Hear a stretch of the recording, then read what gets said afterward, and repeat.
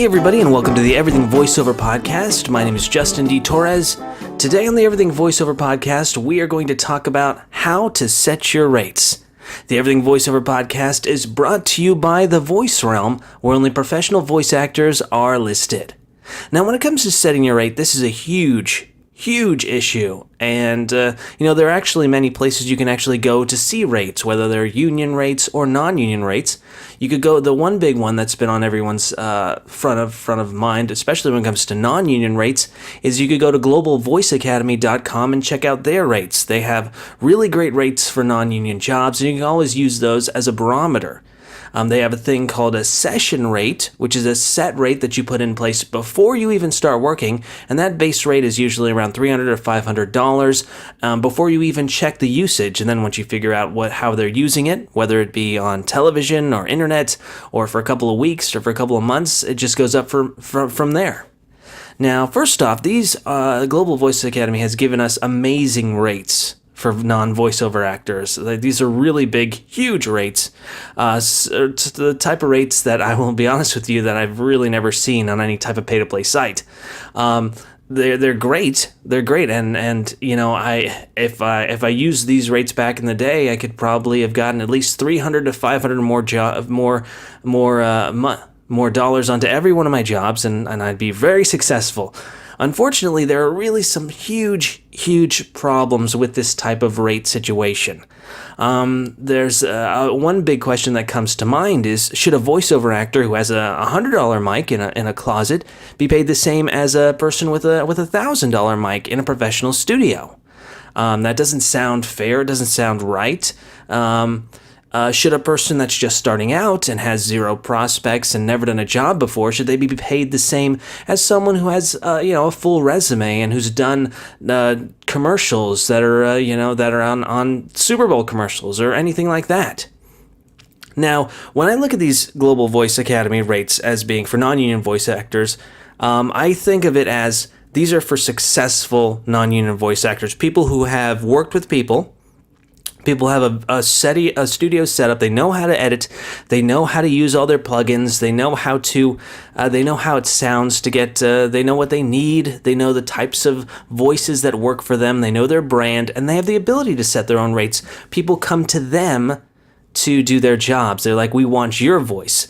So these for someone who markets themselves, or someone who's already gotten a bunch of jobs under their belt, or someone who's worked in radio forever, absolutely, these non-union voiceover rates are perfect for them because, they are actually sought after for their voice. And, like I have a website, and occasionally I'll get someone to come in, and then I can use those type of rates when someone's like, how much would this be?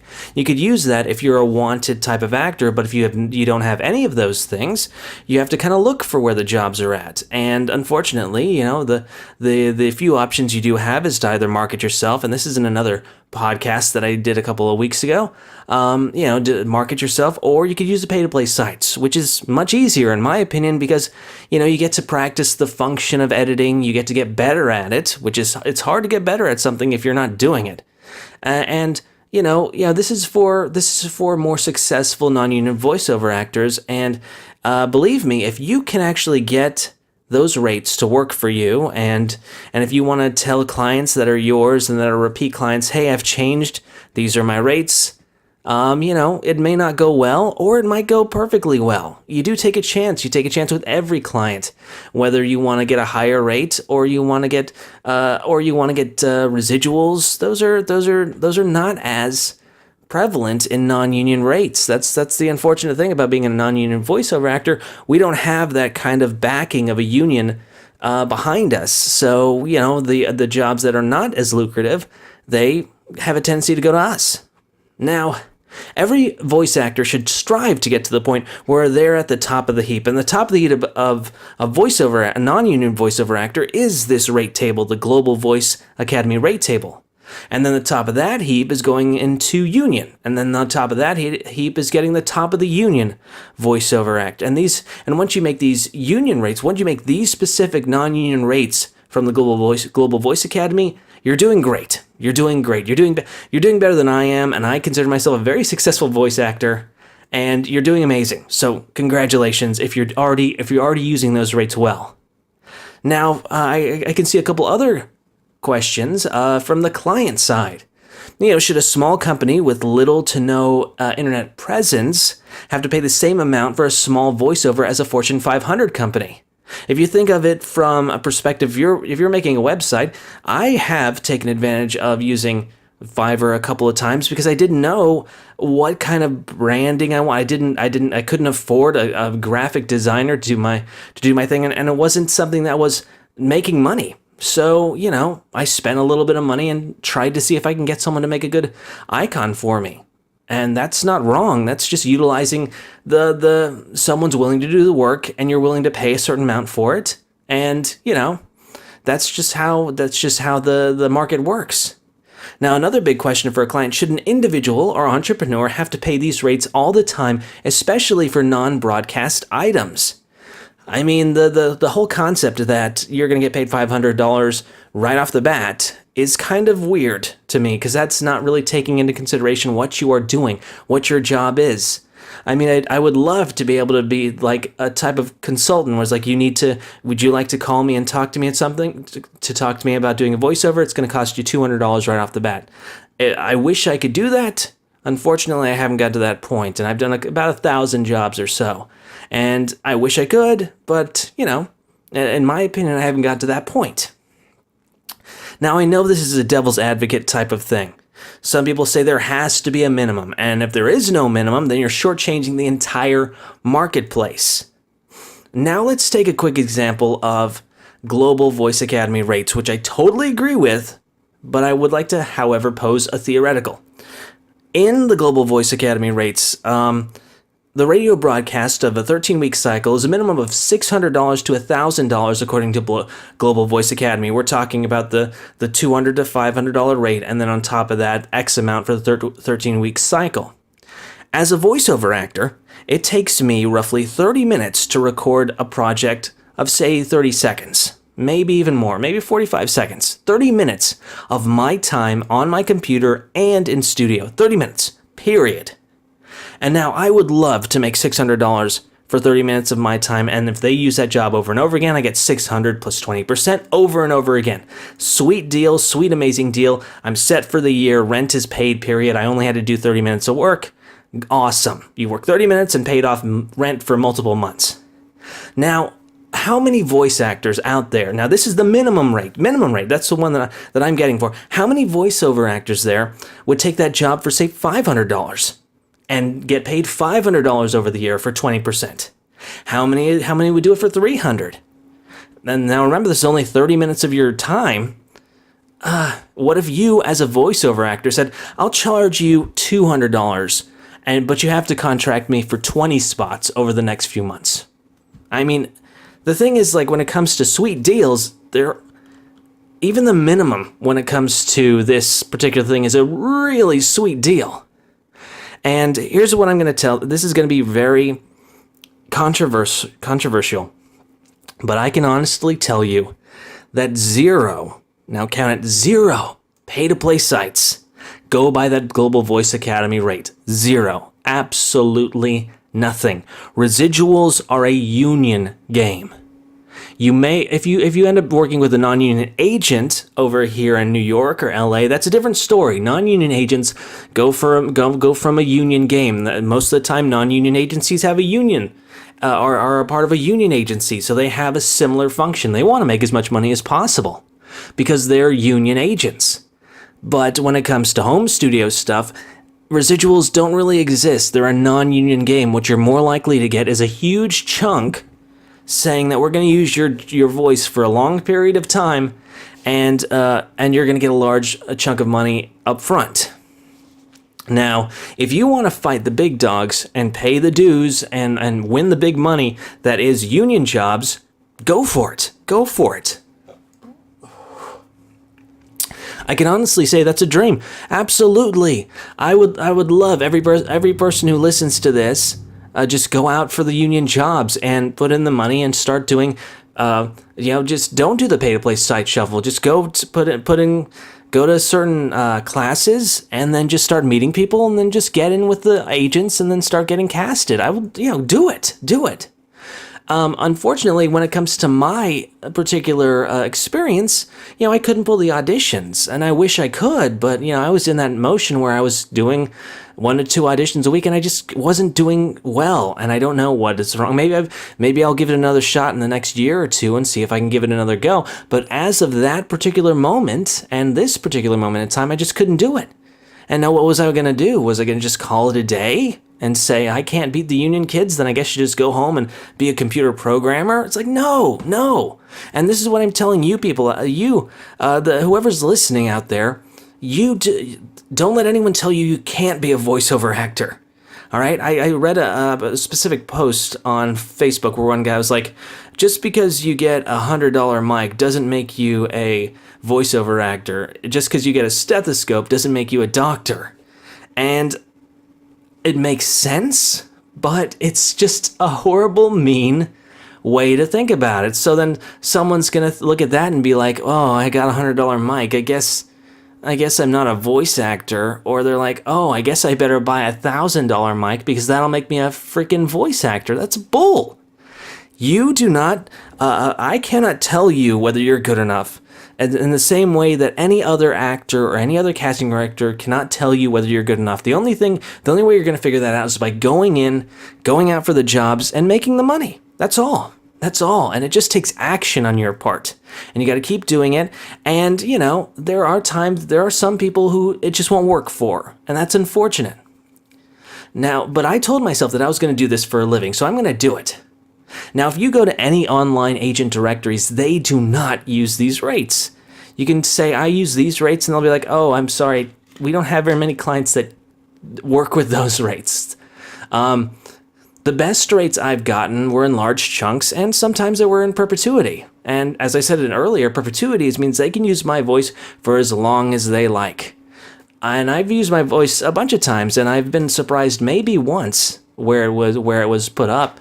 I think at one point my voice was used in an AMC theater thing, and I was like, oh, my thing's there, and it was maybe a $400 or $500 job, and I thought to myself, oh man, that should probably be more money.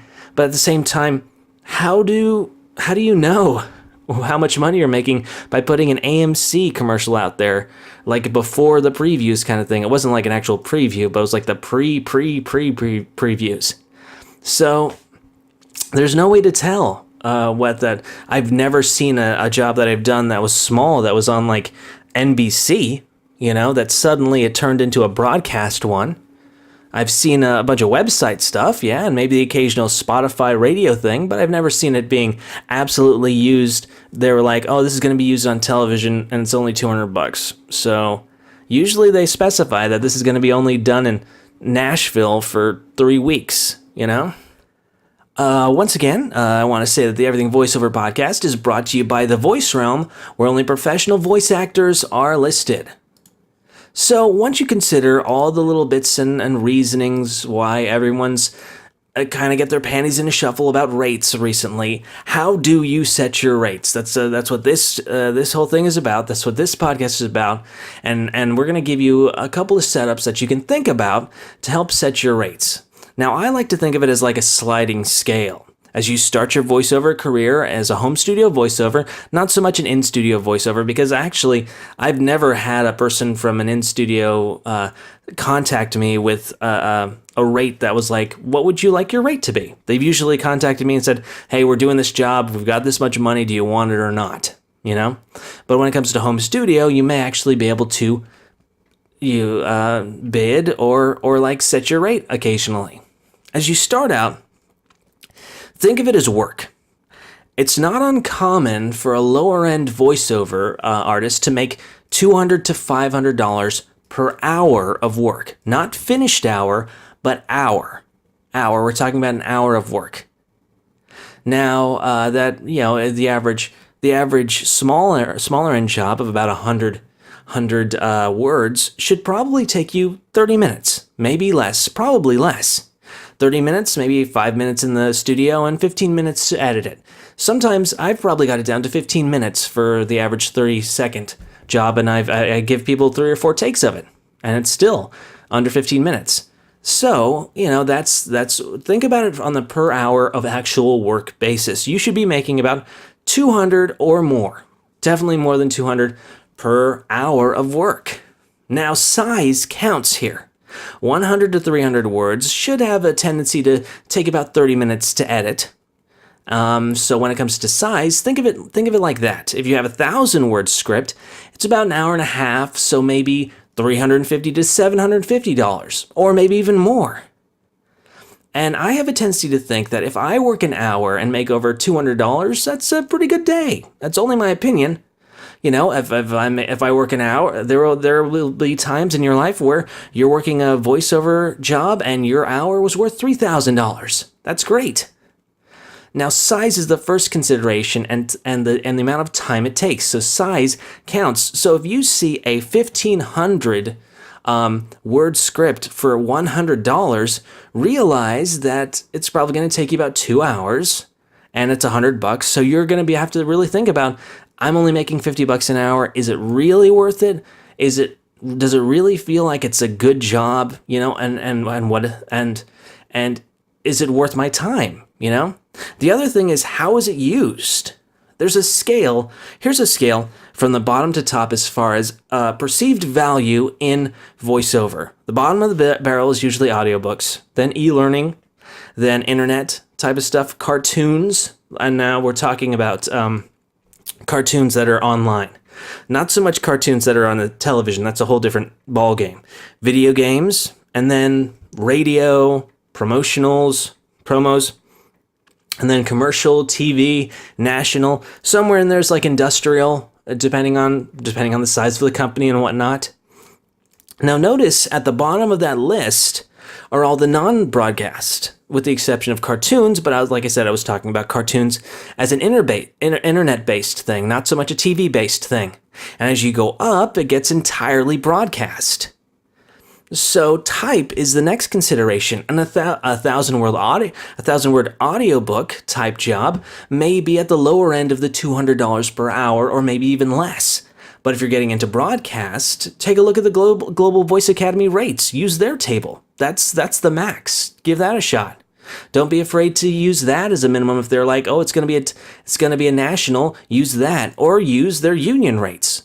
I mean, those are definitely possibilities, so that you can definitely use Global Voice Academy for those higher end type jobs. Absolutely. I 100% put the thumbs up on using that for those type of big jobs, that if you're a non-union actor and you've managed to hit the jackpot for a national commercial, use Global Voice Academy. It's worth it. The other thing is, how fast is the turnaround time? If a client wants something within 2 or 3 hours, you can always add some extra money onto that. That's what occasionally I do, where it's like, oh, I'm not going to do a small $100 job if you want it in 30 minutes. That's insane. And I don't feel like that's valuable. It's like suddenly I feel less value because of it. But certain people out there who are new may find that that's okay. And that's okay to be that way. Your time is valuable. And by wanting a job quickly, you're prioritizing their jobs over your other jobs. The other thing to take in consideration is, how good are you at this job? Have you voiced a lot of jobs, and have you been on if your voice has been broadcast from here to Timbuktu? You may want to raise your rate because of your value. Absolutely, raise bid at the top end. You may be able to raise your rate. So the first bunch of things we'll go over again is that you want to know how much per hour you're willing to do. What's your rate per hour? That seems like a really good rate for you. See the size of the thing, take in consideration the size. Look at how it's used, and look at how fast the turnaround time is, and then look deep down into yourself and see how much value do you think of yourself as a voiceover artist? How good are you at the job? The other thing you need to look at is, how new are you to voiceover? Have you never done a job before? Have you only done a few jobs? Are you a seasoned pro? If you're new, you may want to bid on the lower end. And if you're a pro, bid on the higher end, because you're in demand. Another option you can look at is, how expensive is your setup? If you have high quality equipment, you can charge more than those who have less quality equipment. If you're utilizing Source Connect, definitely charge more. You do not want to do low end stuff with a $1,000 setup. You want to at least know that this is something you have invested in, and your investment in turn makes your jobs worth more money. And if you're working with a $150 mic, you can bid on the low end and use that money eventually to upgrade your microphone so that you can start bidding more. In conclusion, at the baseline, you're trying to make a very good wage per hour. You're trying to make a really good wage per hour. However, don't feel bad about bidding low. I did it for the first few years and it kept me alive. There is zero shame. You should not feel bad about bidding low or just you're putting food on the table, you're practicing, you're trying to figure out if this is something you want to do. I once did an audiobook, three audiobooks from the same publisher for $85 per finished hour. Meaning, and now finished hour is different than regular hour. That means it took me 3 hours of work to create one finished hour. So I was only making about $28 per hour. Now for audiobooks, that's the low end of the audiobooks. The high end of audiobooks is about $200 per finished hour, and then it goes even higher. You can get even $400 or $500 per finished hour. But usually the higher ends are $200 or more per hour. I was doing it for a grand total of $85 per hour. Now, in forums, people talk a whole lot about minimums, but no one really talks about audiobooks or the student projects or the people that are like, hey, I'm doing this one thing. Do you think you can do it for free? Or sizzle reels where it's not going to go anywhere, or animatics where you're just voicing something that's going to be shown to advertising executives and not going to be the actual commercial. All of these perceived non-usable projects that are not deemed broadcast worthy, where VOs are making less, next to nothing, they're apparently okay. But here's the thing, I do not regret that $85 per finished hour book.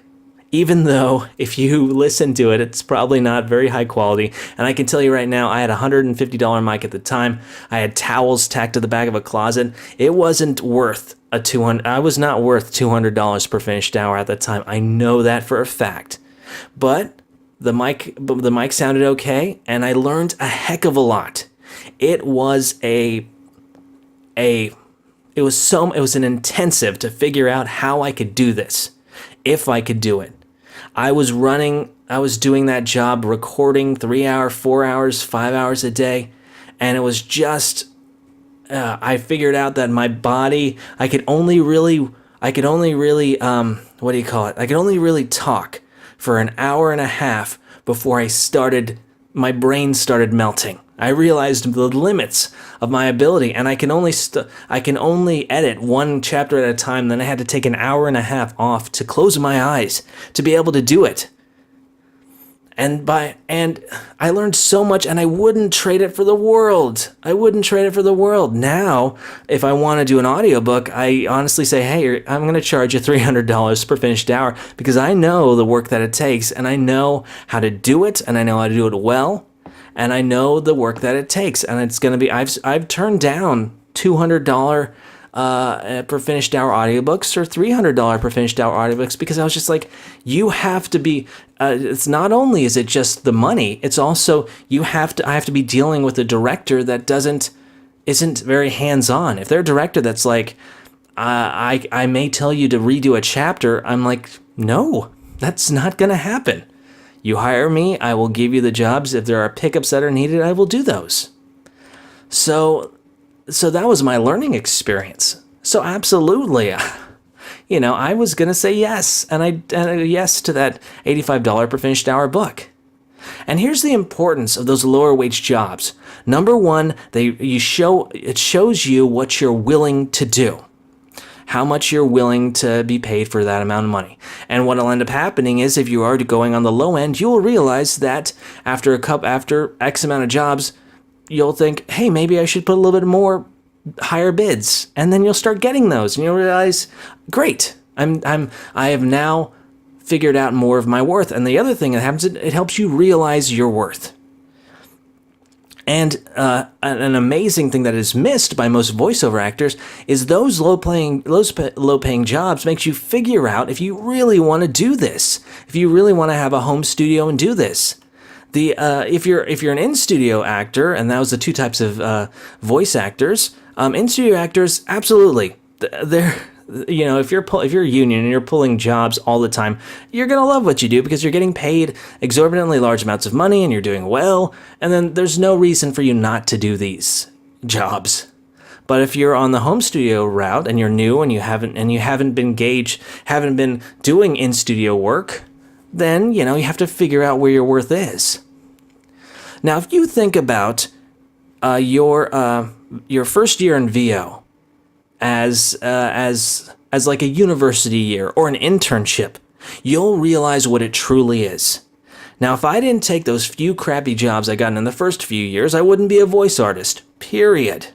Think of how many unpaid interns there are out there in the industries. I mean, it sucks, and there are paid interns here and there, but some interns end up being paid employees and some don't. But as a society, we all agree that there has to be some sort of transitional period from becoming a novice to becoming a professional at something. I mean, the guy who talked about he can't have a $150 a mic to be called a voiceover artist, well, how do you get from point A to point B? This guy seems to think that it's just the worth of a mic. Well, I think it's more than just a worth of a mic. I think it's actually getting jobs. I think it's actually having a resume where you've done stuff to show that you are professional. It is. He's absolutely right. It's not just, you can't just have a $150 mic and call yourself a voiceover artist. But guess what? If I had a $1,000 mic or a $2,000 mic, you're not a voiceover artist either. Okay? That doesn't guarantee anything. The amount of the equipment that you put into it has meaning when it comes to how you bid. But there's a bunch of other things too. Now, in the modern world, most professions rely on the experience of their employees or the time on the job to deem a need for a raise or to be deemed more valuable. So, according to the world, if you are experienced more, you will be making more. So why doesn't it work the same way with voiceover? I think it does. You'll start off low and you'll get better and you'll get better. Now, I'm not saying that the Global Voice Academy rate table is bad. I love it. I wish the world every client had that rate and that they would be okay with it. If I had that rate for every one of the jobs that I got, I would be rolling in dough. But I'm a realist. If you're a new voice actor and you come to clients with that rate, and you're not the best thing since sliced bread, and you are not, just union quality voiceover, and let's be 100% honest here, that non-union table is very, very similar to the union table. And I feel like that's kind of the point. It's like they want to blur the lines between union and non-union, where everyone makes a great wage, and that's great. That's great, but it's taking a whole. It's trying to destroy non-union work, which is good for union, but I don't think it works, and there's a million companies that are not willing to pay it, and I will happily get paid a smaller wage, 75% of a union wage, to take all those jobs. See, I believe that as you start and you make more money, you reinvest in classes and items and equipment, your value grows. And as your value grows, you can charge more and more, and so on and so on. So when you're making a rate, think of a rate that's most comfortable for you. The rates on pay-to-play sites like voices.com are on the higher end of the pay-to-play spectrum when it comes to those things. When it comes to like Voice 123, there are even lower jobs out there. They don't have a minimum. So you could do low or even no pay jobs, which people don't really right now. Voices.com is the big bullseye there. But when it comes to Voice 123, there are student or no paying jobs or non-profit jobs, which it feels very weird. I've had so many companies come to me who are non-profits, and they're like, we'd like you to do it for free because we're not making a profit. I was like, no, I need to make a profit. I need to make a profit. Certain websites, if you join their roster, may charge a client $75 for a 30-second commercial. and you get $50 of that. I've been a part of those sites, and early on they were good sites to be a part of, and as time went on, I'm not going to be dealing with that site anymore. And those sites, and if you as a voiceover actor would like to use those sites, absolutely. They have a function in society, because they're for people who don't really know if they want a good voiceover or not, or maybe they're just voicing an internal for a small company where they can't afford to have that, and they just don't want to do the voiceover themselves. Well, absolutely, there's a low-end spectrum for that. Now, I want to leave you guys tonight with the fun strategy to take on pay-to-play sites, if you're on them. If it's a marketing scheme, unfortunately, I don't have that much information, because everyone's going to be marketing differently. So if you're on a pay-to-play site, for the first 1 week, I want you to bid on the high end of the spectrum. All the high stuff. If it's a $500 to $1,000, hit the $1,000. The next week, you bid on the exact low end of the spectrum. If it's $100 to $250, do the $100. Do this for 4 weeks. Check your ratings. If you haven't gotten any jobs, then check your ratings. See if you got a bunch of thumbs up or 5.0s or stars or short lists or whatever. And if you look at if you find that the low end spectrum is getting you more thumbs up, then you may want to just start using more of the low end spectrum. If you're seeing that it's the thumbs up aren't coming up for either one, then keep doing the experiment. One week bid high, 1 week bid low. Now, if you find equal success in both, then bid the high end. If you find no success, keep doing the experiment. And if you find only success in the low end, then either solely do low end bids or slightly increase the bids on a weekly basis. So you're trying to figure, it's like fishing.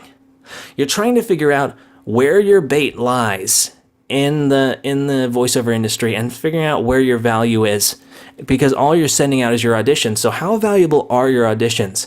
You want to just kind of adjust your bait to be like, okay, it's a little bit worth a little bit more. I'm going to bid 125 here. I'm going to bid 150 here. And then once you see that where the jobs go away, then you can start bidding back. Now, the point of this is to see where your studio, your voice, and your auditions land in the client's ears. And as you skew your experiment, listen to the responses to the auditions. Just keep lowering or hiring the bids depending on what happens. And also take note. Here's a huge thing. Take note on how you feel. Are you okay with the jobs when you get them? Or do you feel like you're not having that much fun? Or this is hard work? Or you feel like the auditions are no longer fun to you? Listen to yourself. Are you really enjoying the jobs that you do get? There's no specific rate for the newer voice actor. If you're a seasoned pro, then there are rates that are out there. You may want to do the Global Voice Academy rate table, but you have to kind of feel it out. And I wish I could have given you a definite how to set your rates. $100 here, $150 for all e-learning things. I think that when it comes down to the work ethic, as I said before, the number one thing is how much money you want to make on a per hour basis when it comes to jobs, because you're not going to get that many jobs right off the bat. On average, I do a couple of jobs a week, but there are weeks where I do 1 or 2 jobs. So you want to figure out how much you want to make on a per hour basis, because you're not going to be working that much. So feel it out. In conclusion, I think everyone should be able to do this. Everyone should be able to do this. And I know we all go on to those websites and those Facebook pages and are like, what should I charge for this? And then people put up the Global Voice Academy thing and you're like, oh, I should charge them $2,000. And you just, it feels like you're going into the lion's den and you're like, I don't know if they have $2,000 for this. It's unfortunate. It's unfortunate because it's like, we all want to make the most amount of money as we can. But there's also, people can't just send out a rate that's so close to union and just give it to random people who don't have that same setup. Your setup is not as good, and my setup is not as good as a production studio down in Manhattan that has millions of dollars of stuff that that Lady Gaga uses every now and then. So, the thing is, guys, it's going to be a process. I know you can do it. Don't worry about it. Don't let anyone tell you how to set your rates. Figure out what you're comfortable with. Figure out what makes you happy, what makes you feel good, and then charge that. I know you can do it. You are your own business. You can start low. It's okay. No shame. All right, this has been the Everything Voiceover Podcast. My name is Justin D. Torres. The Everything Voiceover Podcast is brought to you by The Voice Realm, where only professional voice actors are listed. Thank you guys so much for listening. Be sure to head to Twitter and follow us on Everything V, or go to our website, everythingvoiceover.com, and check out the articles. And thank you guys so much for listening. Take care.